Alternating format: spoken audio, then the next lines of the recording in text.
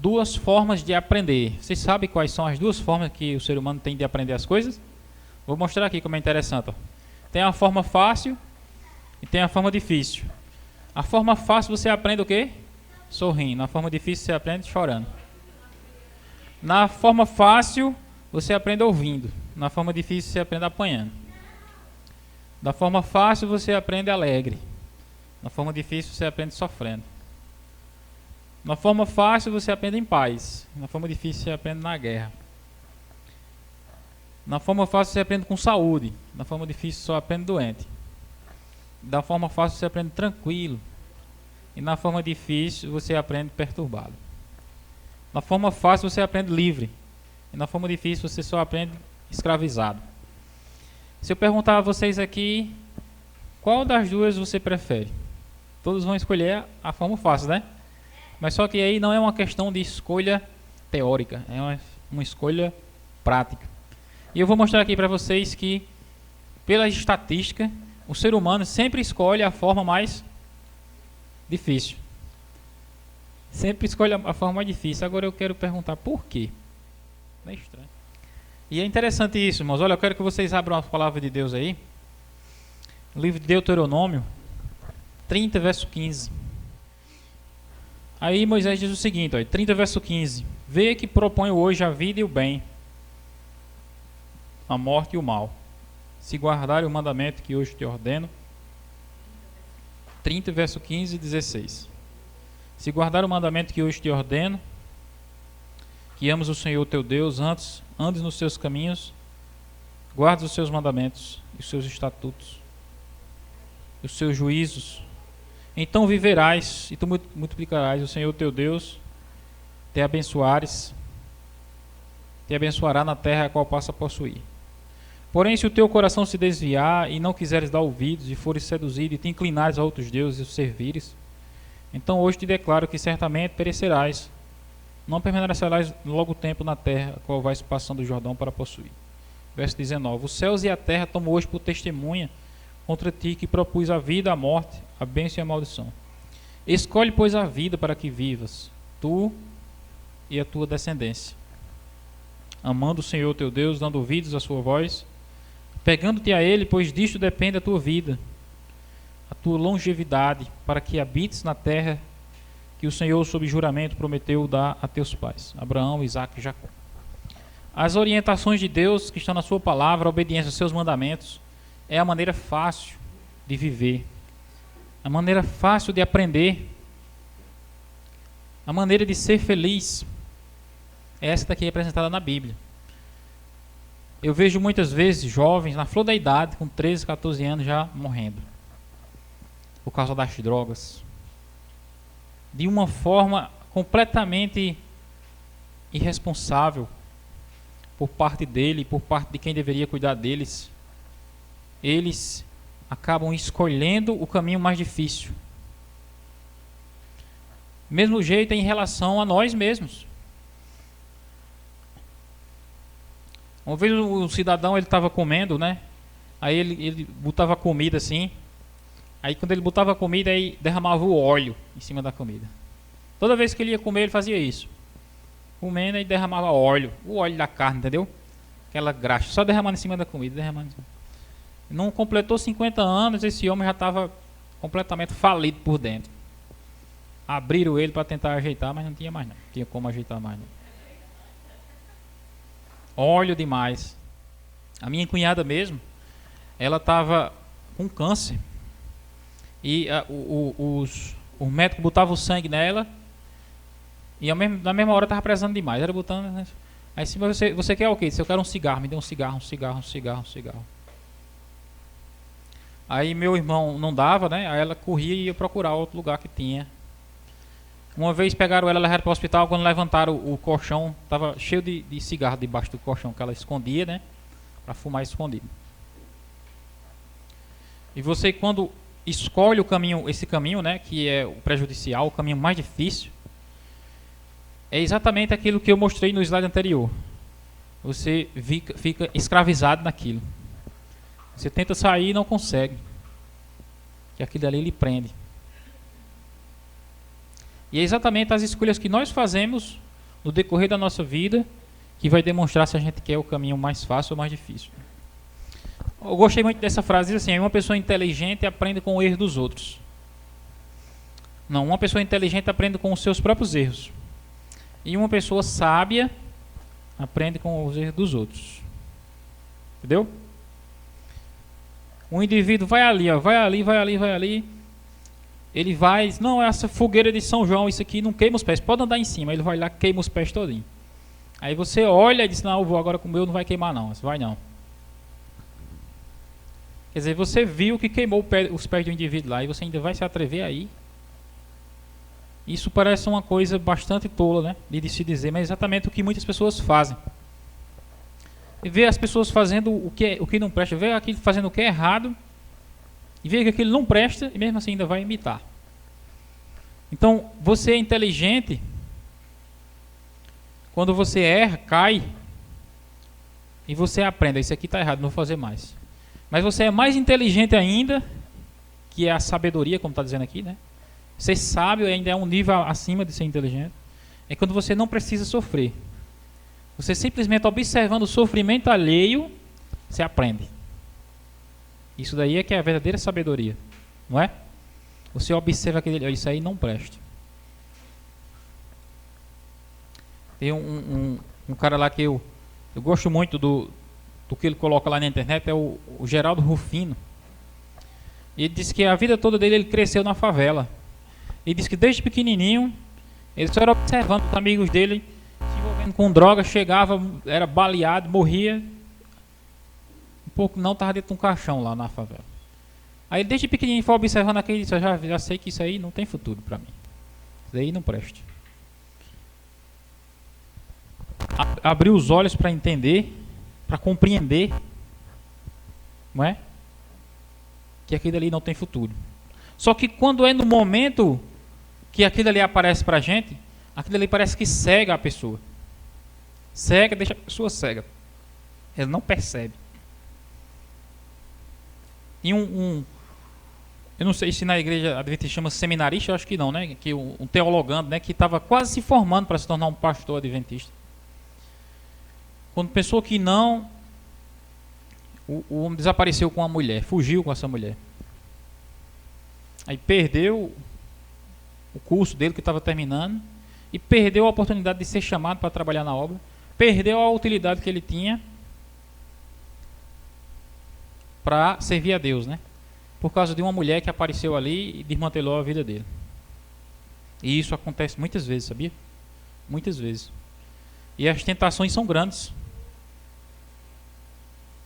Quando a pessoa não está atento ao que a palavra de Deus diz, diz: escolha o caminho da vida, a pessoa facilmente cai nisso daí.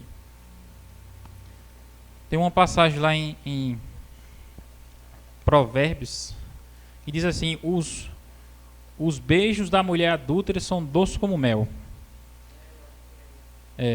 Provérbios diz assim, né? Acho que é Provérbios 5. Diz assim: os beijos da mulher adúltera são doces como mel. Quem é que não gosta de uma coisa doce como mel, né? Aí só que quando você lê o restante do versículo, Ivan, no restante do versículo diz assim: mas o seu fim é amargo como um absinto. Sabe o que é absinto? Já comeu gengibre? Já, é? Aí você multiplica o sabor do gengibre por 10. É o absinto.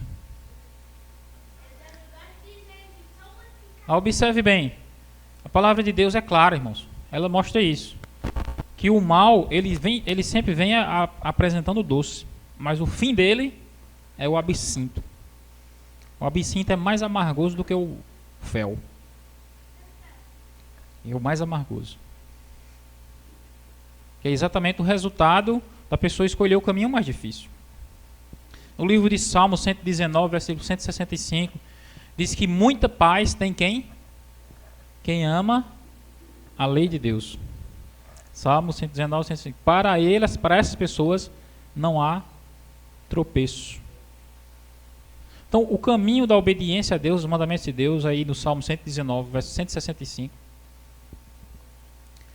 mostra que é o caminho da obediência a Deus. Quando você guarda os mandamentos de Deus, uma coisa que você vai ter na sua vida é o quê? Muita paz, não é nem pouco, é muita. Muita paz. Se você parar para refletir bem na sua realidade, toda perturbação que existe na vida do ser humano é exatamente resultado da transgressão das leis de Deus. Quanto mais você procurar ajustar a sua vida com a lei de Deus, mais paz você vai ter. Não seja esse versículo do Salmo 32, eu acho ele muito pesado. Porque ele diz assim: não seja sem juízo como quem? Como um cavalo. E não seja também que nem uma mula. Porque eles precisam ser guiados com cabresto e com rédeas para que obedeçam. Salmo 32, verso 9, na linguagem de hoje. Duro, né? E muitas pessoas são assim. Você observa bem que o cavalo, você tem que puxar ele, né? E você tem que bater as esporas, né? Porque ele não obedece. E o ser humano, muitas vezes, é assim também. Eu quero que vocês me respondam aqui, dessas 3 coisas que eu vou mostrar aqui, qual é o milagre maior? É quando uma pessoa está doente e ela é curada? É quando a pessoa está perdida e se converte? Ou é quando a pessoa viveu sempre obedecendo à lei de Deus? Qual desses 3 é o maior milagre? Por que a terceira opção é o maior milagre? Porque uma pessoa que está doente, está curada, ela sofreu ou não? E o sofrimento dela foi pesado para ela ou não? Uma pessoa que estava perdida e se converteu, ela sofreu também ou não? E o sofrimento dela foi uma coisa ruim também para ela, não foi ou não? Foi. Mas uma pessoa que sempre obedeceu a Deus, ela pode até sofrer, mas o sofrimento para ela é uma coisa pesada, como se fosse algo que ela tivesse feito de errado. É uma pessoa que ela, como Pedro fala lá na carta dele, né? Ela se alegra com o sofrimento porque ela sabe que aquele sofrimento ali é para o bem. Então o maior milagre que existe é você encontrar um ser humano que sempre obedeceu a Deus, sabia? E nunca se desviou, que nunca necessitou de uma transformação na sua vida. Agora, eu quero que você me diga, você encontra pessoas assim facilmente? Difícil, né? É uma pessoa que aprendeu desde criança a obedecer a Deus, entendeu? Que desde criança ela sempre obedeceu a Deus, sempre andou nos caminhos de Deus, nunca se afastou. Esse tipo de pessoas aí, irmãos, você dificilmente vai encontrar no mundo. Porque todo ser humano, mais cedo ou mais tarde, em algum ponto da vida, se afastou de Deus, não é? Então, por isso que esse é o maior milagre que existe.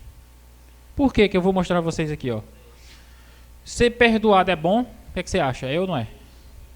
É bom? Nunca ofender ninguém não é melhor? Nem a Deus? O que vocês acham? Quando você ofende alguém e a pessoa lhe perdoa, isso é uma maravilha. Mas só que a pessoa vai ficar com uma marca na vida dela, vai ou não vai? O que você acha? A pessoa pode até, com o tempo, esquecer, né? Mas aquilo ali causou um abalo na vida da pessoa ou não? Então, o melhor seria eu e você nunca precisarmos pedir perdão a ninguém. Não seria melhor ou não? O que vocês acham? Eu acredito que seria muito melhor. Seria muito melhor. Se por acaso você ofendeu alguém ou ofendeu a Deus e precisar do perdão, ele está pronto. E nós devemos estar prontos a pedir. Mas o que eu estou querendo dizer aqui a vocês é que essa outra opção é muito melhor. Ou seja, você obedecer a Deus, aprender da forma mais fácil,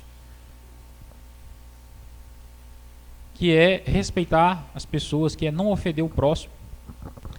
E isso daí a gente só aprende quando a gente se aprofunda na palavra de Deus.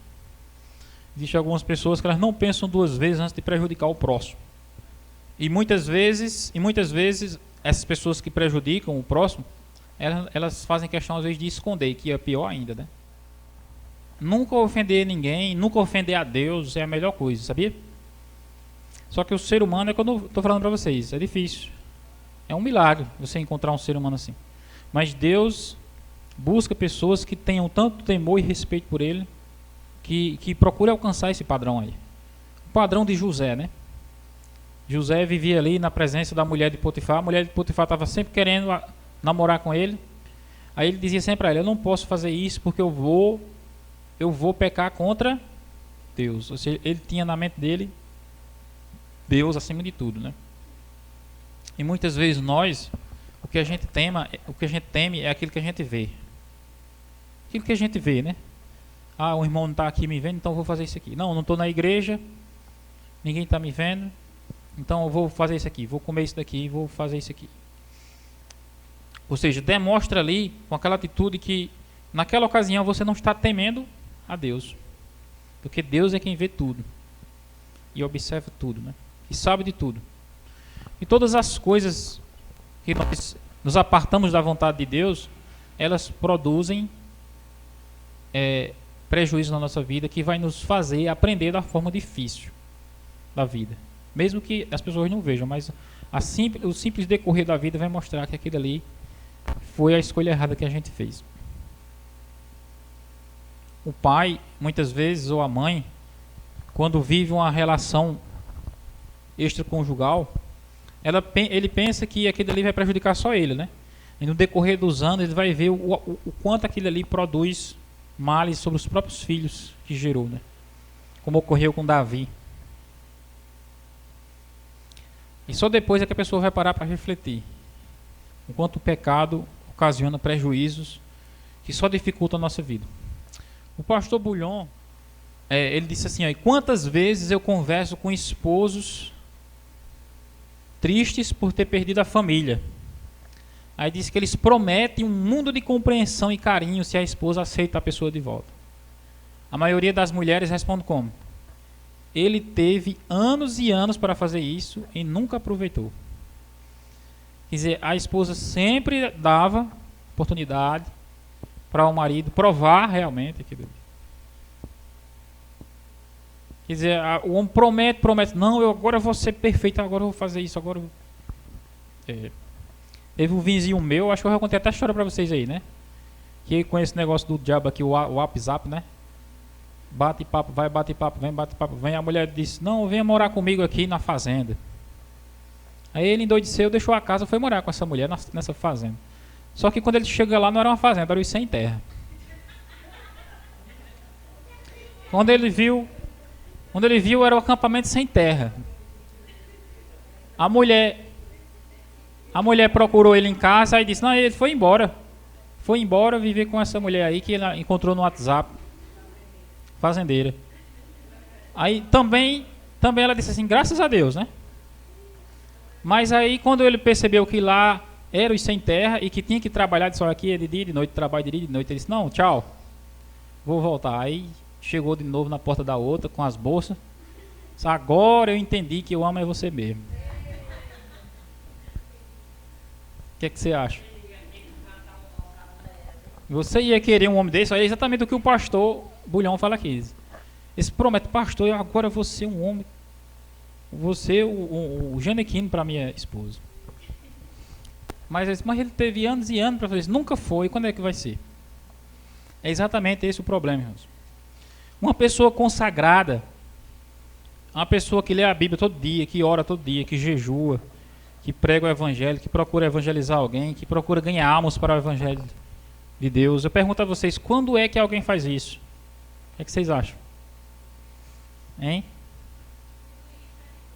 Isso daí, irmãos, nós deveríamos fazer como isso daí?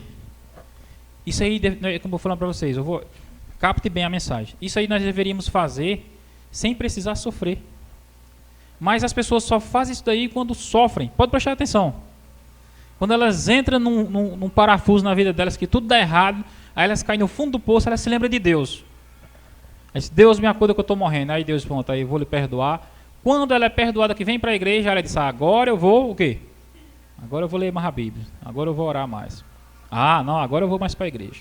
Não, agora eu vou orar todo dia. Mas não poderia ela fazer tudo isso sem precisar sofrer tanto? Está entendendo? Você pode observar na vida das pessoas.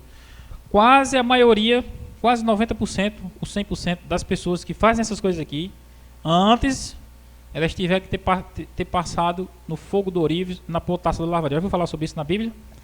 O fogo do ourives e a potassa do lavadeiros.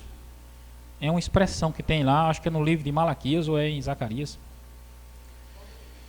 Que o fogo do ourives é quando você pega o ouro, entendeu? Aí você coloca ele num chamava um cadinho, né? Que é uma peça que não derretia. Colocava o ouro ali e colocava no fogo. E o fogo ia queimando o ouro ali e ia eliminando do ouro o quê? Tudo aquilo que não era ouro, para que o ouro ficasse mais puro. É chamado fogo do ourives. Porque o ouro, quando ele era minerado, eles vinham com impureza, vinha misturado com outros metais. Então ele era colocado no fogo do ourives e o fogo do ourives derretia o ouro e eliminava aqueles outros metais. E ficava apenas o ouro puro. Então exatamente assim o ser humano ele precisa ser colocado nessas situações difíceis. Se pega, por exemplo, o apóstolo Paulo. Ele pediu 3 vezes a Deus que Deus tirasse o problema que ele tinha do espinho na carne. Aí Deus disse, não, esse problema é exatamente a minha provisão na sua vida. Que se eu tirar esse problema, você se perde. Porque é esse problema aí que faz você ficar humilde. Se eu tirar esse problema de você, você vai querer se exaltar. Aí você se perde. Ou seja, infelizmente, por causa da natureza pecaminosa, o ser humano precisa viver uma vida difícil para poder aprender a fazer o certo. Não deveria ser assim. É como estou dizendo a vocês. Se nós naturalmente obedecêssemos a Deus tranquilamente, isso daqui seria o padrão da nossa vida sem a gente precisar sofrer. Mas existem pessoas que mesmo sofrendo, ainda assim não colocam a sua vida com esse padrão. Que é o ideal para todos nós. O livro Testemunhos Seletos, a irmã White ela diz assim, o trabalho que a igreja tem deixado de fazer em tempo de paz e prosperidade, terá de fazer em terrível crise, sob as circunstâncias mais desanimadoras e proibitivas. Está entendendo? Hoje em dia, eu e você, nós temos livre acesso aí à cidade, às ruas aí, para evangelizar quem a gente quiser. Mas nós não estamos preocupados com isso. Mas um dia, grande angústia se apoderará do povo de Deus, e ele terá que fugir. E ele será proibido de comprar e vender. E será nessas circunstâncias que nós teremos que fazer a obra de Deus. Como está dizendo aqui. O trabalho que a gente poderia estar fazendo hoje, nós teremos que fazer esse trabalho sob circunstâncias adversas. Em terríveis crises. Não deveria ser assim se nós aproveitássemos as oportunidades de hoje.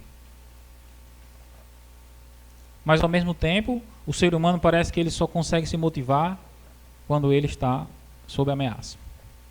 Não sei se vocês conhecem a história da vaquinha, né? O homem que ele tinha uma vaquinha, aí tirava o leite da vaca, e bebia e escapava só com aquela vaca. Aí um dia chegou um sábio na cidade, aí um conhecido do homem disse, olha, eu quero que o senhor faça alguma coisa para ajudar esse homem, porque ele só tem essa vaquinha, e só vive desse leite que essa vaca dá todo dia. Se eu vou ajudar ele agora, pegou a vaca, empurrou de cima do precipício, matou a vaca. Aí disse, mas o senhor vai terminar de matar o homem. Disse, não, agora ou ele morre ou ele tem que fazer alguma coisa. Aí ele viu que a partir daquele momento o homem percebeu que não tinha mais a vaca e partiu para fazer outra coisa, entendeu? E a vida dele melhorou, cresceu, porque ele enxergou outras oportunidades que a vida apresentava. Assim é a nossa vida, em muitas situações e durante muito tempo. A gente às vezes se contenta com pouco. A palavra de Deus diz que a gente deve se contentar com o que tem, né? Mas ao mesmo tempo a gente não deve se acomodar com o que tem. Principalmente em relação ao trabalho de Deus, a gente precisa ir mais além daquilo que a gente tem feito, aquilo que a gente tem alcançado. A palavra de Deus aqui, irmãos, olha, no livro de Amós, diz que virão dias, diz o Senhor, em que enviarei fome sobre a terra, não de pão nem de água, mas de ouvir a palavra do Senhor. Andarão de mar a mar, de norte ao oriente, correrão por toda parte procurando a palavra do Senhor e não acharão. Que é isso, esse episódio? As pessoas aqui, nós mesmos da igreja, as pessoas aí de fora, vão chegar aqui e dizer, cadê aquela igreja que tinha aqui para a gente estudar a Bíblia? Não tem mais. Eles vão procurar a palavra de Deus, não tem mais como. Não, a oportunidade que vocês tinham era aquela, e vocês não deram atenção. Quando chegar o momento da crise final, em que você se deparar com um desafio e você perceber que aquilo ali vai exigir muito de você, o desafio de final, irmãos, ele vai exigir muito de nós e vai exigir que a gente compreenda coisas. E você vai sentir no meu coração: meu Deus, por que eu não li a Bíblia para eu entender essas coisas? E para muitas pessoas será tarde demais. Hoje nós temos tempo de sobra para ler, para aprender mais sobre a palavra de Deus, se aprofundar nela. Mas muitas pessoas vão deixar exatamente para o momento em que não vão mais achar ela. Não vai ter mais oportunidade. Conclusão dessa palavra que eu transmiti para vocês aqui. Algumas pessoas aprendem ouvindo, e essas pessoas são pequena minoria. É difícil você encontrar uma pessoa que aprenda apenas ouvindo. Outras pessoas só aprendem sofrendo. E nessa categoria se encontram muitos de nós, talvez todos nós, né? E a terceira aqui é a maioria não aprende nem morrendo. A humanidade está dividida nessas três categorias. Uma minoriazinha aprende ouvindo. Não, eu escutei isso aqui e aprendi, não vou mais fazer. Uma segunda categoria de pessoas aprende, mas só apanhando, sofrendo. E a terceira categoria de pessoas, que é a maior parte das pessoas no mundo aí, mesmo morrendo, não aprende. Teve um colega meu que ele morreu acidentado, né? Assim, tomou uma cachaça grande, aí entrou no trânsito, aí bateu no outro carro lá, morreu. Aí o pessoal diz: mas rapaz, como é que pode? Ficar tudo lamentando porque ele tinha morrido. Aí outro colega meu disse assim: rapaz, esse cabo aí, ele fazia isso direto. De vez em quando tinha uma arranhãozinha, ele diz: não, isso nunca vai acontecer nada não. É exatamente assim a vida, né? Aí a pessoa vai brincando, vai a primeira vez, cai, se arranha e não aprende. Não aprende. Continua fazendo. Uma hora o negócio está errado, a pessoa o quê? Morre. E quando morre, ainda morreu sem aprender, porque achava que não era para morrer. Que a morte foi um acidente, foi uma coisa uma coisa evitável. A palavra de Deus, irmãos, ela diz no livro de Gálatas: de Deus não se zomba, que aquilo que o homem plantar, isso também ele vai colher, semear. Por isso que nós devemos plantar o bem para nós. Amém? Essa é a mensagem que nós trazemos aqui para essa reflexão acerca das escolhas que nós fazemos em nossa vida. Devem ser escolhas baseadas na obediência à palavra de Deus. Quanto mais nós obedecemos à palavra de Deus, mais felizes nós nos encontramos. Assim era o povo de Israel. Você pode observar a Bíblia toda, a história é essa. Quando o povo de Israel vivia ali em comunhão com Deus, em harmonia com as leis de Deus, era paz. Quando o povo se desviava, problema. E ao longo de toda a história, Deus esteve lutando com o seu povo nesse sentido. Aí do meio do povo dele, ele tinha que tirar um remanescente ali que procurasse obedecer a Deus. Todas as pessoas que obedecem a Deus, que seguem as instruções de Deus, elas aprendem ouvindo, a vida delas se torna mais fácil. Que a minha vida e a sua vida, irmão, seja assim, uma vida mais fácil. Uma vida de saúde, de paz, de prosperidade, amém? Uma vida de bênçãos, uma vida de louvor a Deus, uma vida de alegria, uma vida de generosidade, uma vida de prosperidade, uma vida de paz com as pessoas, como o livro de Gálatas diz lá, né? Esse é o fruto do Espírito. Pessoas que sabem se dominar os próprios sentimentos, dominar as emoções, que vivem em paz consigo mesmo e com o próximo. Isso não é algo que o mundo oferece, nem que é algo que a gente produz em nós mesmos. Isso é algo que Deus nos dá quando nós obedecemos a Ele. Obrigado pela tua palavra nessa noite.